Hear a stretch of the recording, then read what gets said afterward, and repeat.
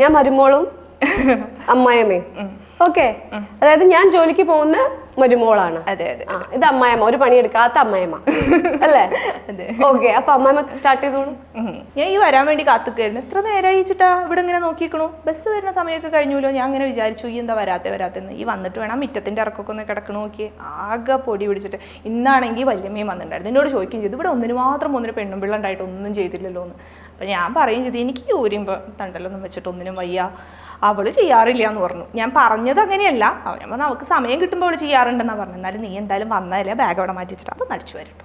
ഇന്ന് അമ്മയ്ക്ക് ഒന്ന് ചെയ്തുവിടായിരുന്നു. എനിക്കൊന്ന് കുറേ വർക്ക് ഉണ്ടായിരുന്നു. വയ്യടി, അതുകൊണ്ടല്ലേ എന്നോട് പറയണത്. സത്യം പറഞ്ഞു കഴിഞ്ഞിട്ടുണ്ടെങ്കിൽ അന്നെ കല്യാണം ആലോചിക്കുന്ന സമയത്ത് എന്നോട് മൂപ്പരൊക്കെ പറഞ്ഞതാണ് ജോലിക്ക് പോകണ മരുമോളെ വേണ്ട. അപ്പം ഞാൻ എന്താ വിചാരിച്ചു വെച്ചാൽ ജോലിക്കൊക്കെ പോവാന്ന് പറയുമ്പോൾ എന്താണെങ്കിലും ഇവിടേക്കൊക്കെ തന്നെയല്ലേ ഇപ്പോൾ, അങ്ങനെയൊക്കെ തന്നെയാണ് വിചാരിച്ചത്.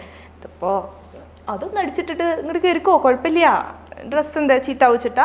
അല്ലമ്മ, നാളെ രാവിലെ ചെയ്താൽ മതിയോ? എന്താ ചെയ്യാൻ എൻ്റെ ഇഷ്ടം പോലെ. ഇപ്പം ഞാൻ പറയണൊക്കെ ഈ കേട്ടിട്ടാ? ഞാൻ പറയണതൊന്നും കേട്ടിട്ടൊന്നല്ലല്ലോ. പോരെ ഒന്ന് അങ്ങോട്ട് കയറിക്കോ. ചായ എന്താ വെച്ചാൽ ഉണ്ടാക്കി കുടിച്ചോ. ഒരു ഗ്ലാസ് എനിക്കും കൂടി തന്നു. അമ്മ ചായ കുടിച്ചില്ല? ഞാൻ നേരത്തെ ഒരു ഗ്ലാസ് ഇട്ട് കുടിച്ചു. പക്ഷേ എനിക്ക് ഒന്നും കൂടി കുടിക്കാൻ തോന്നുന്നുണ്ട്. ഞാനേ സീരിയലിൻ്റെ സമയമായി തോന്നി. ഇന്നൊന്ന് എടുത്ത് കയറിക്കോ. മതി പോ.